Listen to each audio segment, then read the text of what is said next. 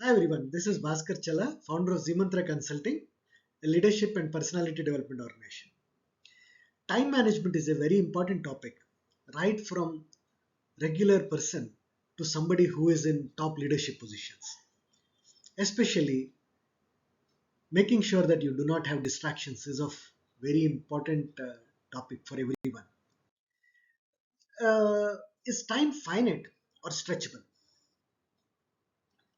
It's a simple question, but if you think about it, it is everybody knows that it is finite, but why do we feel that it is stretchable? I had a small fun story. When I was just married, another friend of mine invited me to his house, and I asked him how long you guys are married. He immediately, at the same time, both him and his wife replied. He said, just 2 years. And she said, 2 long years. And at that time, me and my wife laughed like anything. Um, See, a time for one person seems maybe see it may look shorter, other person it may look longer. If you take from your own experiences, let's say you went for a vacation, see the day you have spent on that day and against another regular day, you feel that there is a difference of time. One day seems longer, another day seems like a short one. So this is all in our minds. So what happens is, in many ways, we take our perception. So whatever the time is, it is finite, but in our minds, it is not finite. We have to start somehow noticing that it is not infinite, it is not stretchable. Time is finite. It's a very valuable and important resource. I had an experience during my study times. I had a friend, and we had a lot of assignments to complete. By the time we have completed, I was not able to completely do it and submit. He was able to do it. And I was complaining to him saying that, it's been a very difficult assignment. I could not do it. He just said, you know, even I too have only 24 hours in a day. At that time, I felt it is very rude of him. He's just pointing out that you don't have the discipline to complete it. That's what he meant, actually. But later on, I realized that particular statement. All of us have only 24 hours in a day, isn't it? How effectively we use it is all that matters. So, what are the benefits if you see, if you are able to properly plan and control the way the time is spent without the distractions? Our productivity increases. So, the amount of work that you are getting done, rather than in like 4 or 5 hours, you can get it done in half an hour. And let's say you're able to reduce the time that you are spending, your stress levels will come down. And at the end of the day, if you're having proper timing and planning, it will give you satisfaction when you're sleeping. Okay? So imagine a day without proper time management, right? Let's say that you are supposed to reach your office or your college, right, by 8 o'clock. But, and you have put an alarm for 6 a.m. And let's say you have a commute of around 30 minutes, 30 minutes, 45 minutes, it may take, right? Let's say that rather than waking up at 6 o'clock, I'm just giving you a complete scenario and example here. Rather than waking up at 6 o'clock, let's say you have woken up around 7, 7:15, right? And you start rushing things now. You get ready because you need to take a bath, you need to at least have a coffee, or you need to eat something. You need to get ready. All of these, you will have to sacrifice one or other. Maybe you need to forego your bath, or you need to maybe not be dressed in a proper way. You need to do something. And by the time you get into the traffic, there will be traffic, right? It may, somebody may be delaying that.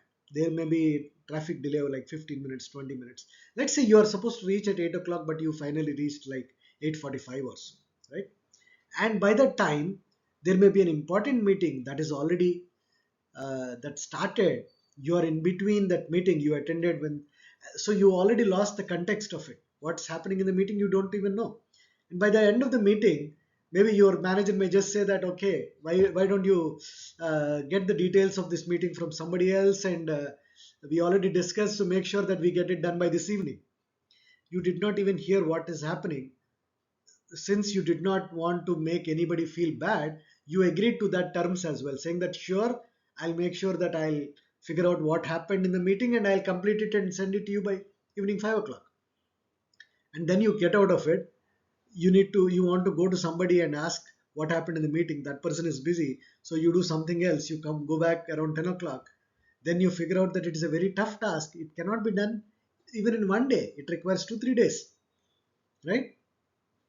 You are already behind schedule, and you are not getting any better. So you do some things, and all your other priority works which you are supposed to complete today, they are not getting done. By the evening 5 o'clock, your boss is expecting a response. You are not able to get that done as well, right?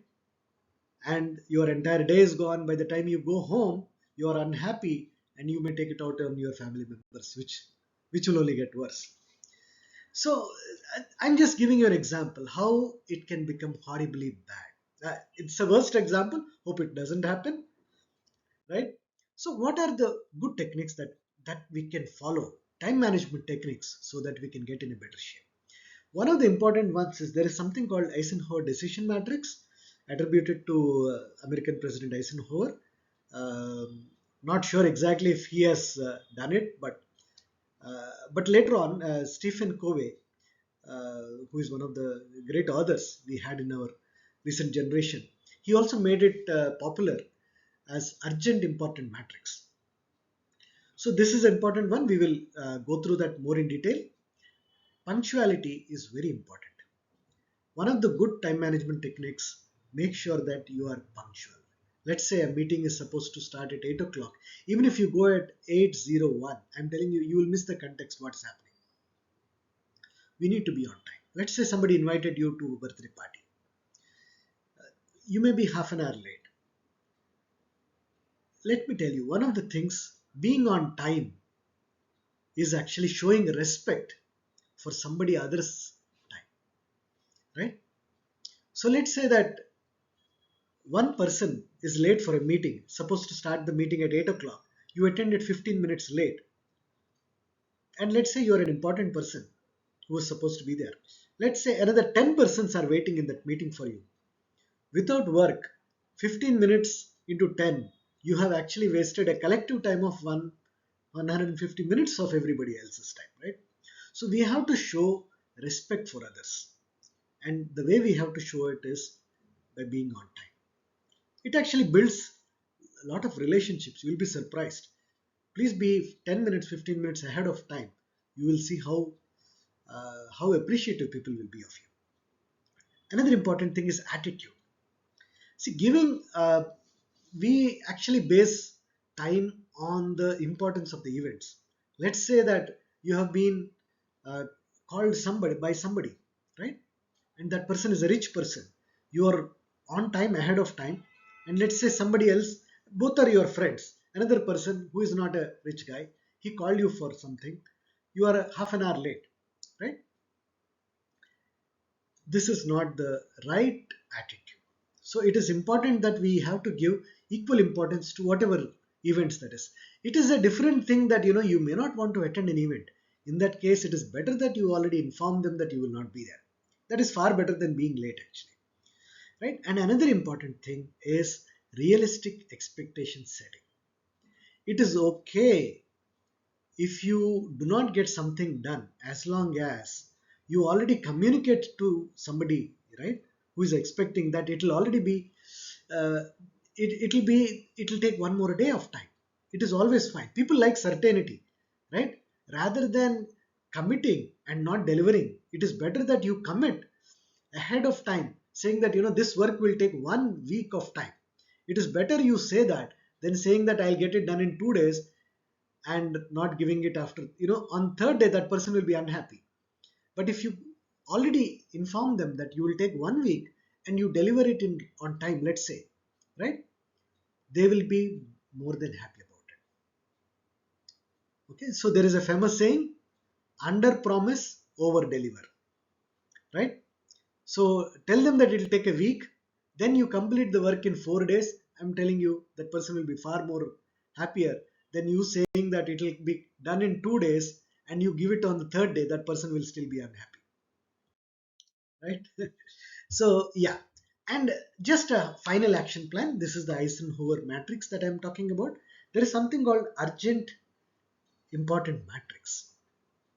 So our lives, actually there are four quadrants. Our life goes into one of these four phases all the time. So the first one is the firefighting mode, where there are emergencies. There is a crisis, there is a deadline, right? Emergencies can be accidents. You cannot avoid them, mostly you cannot. And there can be a crisis within your organization. Suddenly there is an issue, you have to solve it, right? There are deadlines to meet. So mostly these are very important. So you can see this here. There is an important part, there is an urgent part. You cannot avoid this. Number two, this is not urgent, but this is very important. Planning ahead of time, having a good strategy, properly building your relationships with somebody, having your entertainment, surprisingly taking proper vacations. These are also, these are not urgent, but these are very important. This is the most important part or most important quadrant we should always be. I'll tell you why. Third part is distractions. There may be looking very important. There may be an email, there may be a phone call, somebody calls you saying that this is very important. Who is it important for? Not to you. It is important for that person. That is the reason he is calling you, right? That is the reason he is sending you a message. That is the reason he is actually badgering with you a meeting. But is it important for you? I'm not asking you to ignore it, but it is important for them. For you, it has to be better planned. What happens is, since somebody called, you picked up the phone, you are now right away into that task, leaving your own task. These are actually distractions. And the fourth one is social media, television, anything that you are doing longer periods of time with no productivity at all. Again, I'll appreciate if it is entertainment, but it is not even entertainment if it goes beyond a limit, right? You are not even enjoying it, you're doing it just for the sake of doing it. So why is it important to be in the productive state, the Q2? So let me tell you what happens is, if this is not urgent, definitely, so what happens is we do not give priority to these kind of tasks. Let's say you plan properly, you make sure that you are planning your time ahead. uh, let's say for a weekly, you already planned what you need to do during the entire week, what you need to do an entire day. You are planning ahead at the start of your day, or start of your week, start of your month, both personal and professional. If you start doing it, what happens is, the time that you need to spend firefighting, for example, even emergencies will reduce. Accidents may not reduce, they also may reduce. Why are accidents happening? You are rushing somewhere, so you are supposed to reach there in like 15 minutes, but you are already late, so you are speeding, right? You never know what can happen. So let's say you are better planned. You actually gave yourself 45 minutes of time. You are more relaxed. You are going slow. You may be able to avoid the accident unless it is somebody else's mistake, and you will also be able to take care of the deadlines and crises that within your organization or your personal life. So strategy and planning is very important. Relationship building, entertainments, planning a vacation. If you are taking your family to a proper vacation, they will be happier. If you don't plan for something like this, you know the uh, things that can happen within a family, they will not be happy about you, right? So make sure that you spend as much time as possible in the quadrant true, where you plan, strategize, build relations, entertain, take some time off. I hope this has been good for you, and I'm pretty sure uh, these are shorter topics. I have a more detailed courses that I do, but it will be sufficient, at least to start with. Once it is a mindset, once you know that you need to do something, you will start getting better at it. All the best.